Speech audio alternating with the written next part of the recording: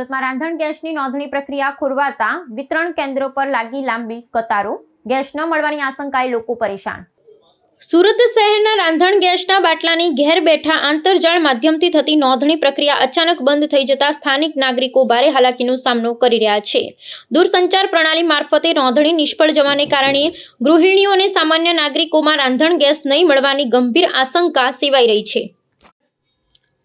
આ વિકટ પરિસ્થિતિને કારણે શહેરના વિવિધ ગેસ વિતરણ કેન્દ્રોની બહાર સવારથી જ ગ્રાહકોની લાંબી કતારો જોવા મળી રહી છે, જેનાથી લોકોના રોજિંદા જીવન પર માઠી અસર પહોંચી છે। પ્રાપ્ત માહિતી અનુસાર ગ્રાહકો જ્યારે દૂરભાષ સંપર્ક કે અન્ય માધ્યમોથી રાંધણ ગેસની નોંધણી કરાવવાનો પ્રયાસ કરે છે, ત્યારે તે પ્રક્રિયા પૂર્ણ થઈ શકતી નથી। તાજેતરમાં સરકાર દ્વારા ગેસ વિતરણ અને નોંધણીની તારીખોમાં કરવામાં આવેલા ફેરફારને કારણે નાગરિકોમાં ગેરસમજ ને ચિંતામાં વધુ વધારો થયો છે। ઘરમાં પ્રાથમિક ઈંધણ ખૂટી પડવાને ભયે લોકો પોતાના રોજિંદા કામકાજ છોડી ગેસ વિતરકોની કચેરીએ રૂબરૂ ધક્કા ખાવા મજબૂર બન્યા છે। તેમ છતાં તેમને સંતોષકારક ઉત્તર મળ્યો નથી। આ સમગ્ર ઘટનાક્રમ વચ્ચે ત્રસ્ત નાગરિકોએ વ્યવસ્થાપકો અને તંત્ર સામે ભારે રોષ ઠાલવ્યો છે। ગ્રાહકોની મુખ્ય માંગ છે કે સહકાર અને સંબંધિત વિભાગો દ્વારા આ તકનીકી ખામીનું સત્વરે નિરાકરણ લાવવામાં આવે।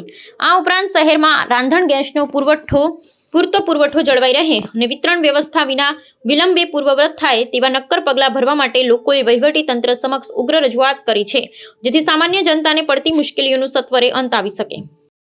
मेरा नाम नसीम बानू। क्या कहेंगे यहाँ पे? ये मैंने नाम चेंज कराया, मेरे घर वाले गुजर गए तो मेरे नाम पे कराया। 2000 रुपए का खर्चा करा मैंने से 2000। तो फिर बोले बाटला नोंदा गया, 8 दिन हुआ जी बाटला आया नहीं। घर पे से भी फोन करते तो यहाँ पे उचकते नहीं हैंगे, तो बाटला नोंदाता नहीं हमारा, तो उसकी प्रॉब्लम है हमारे को। इस तरह की परेशानी हो रही है इसमें? हाँ, तो बाटला नहीं है तो हमारे को खाना बनाने में हर एक रमजान महीना चलता है तो सभी चीज की एक ही बाटला है मेरा चोपड़ी के ऊपर, तो इसके लिए करके मेरे को परेशानी होती है।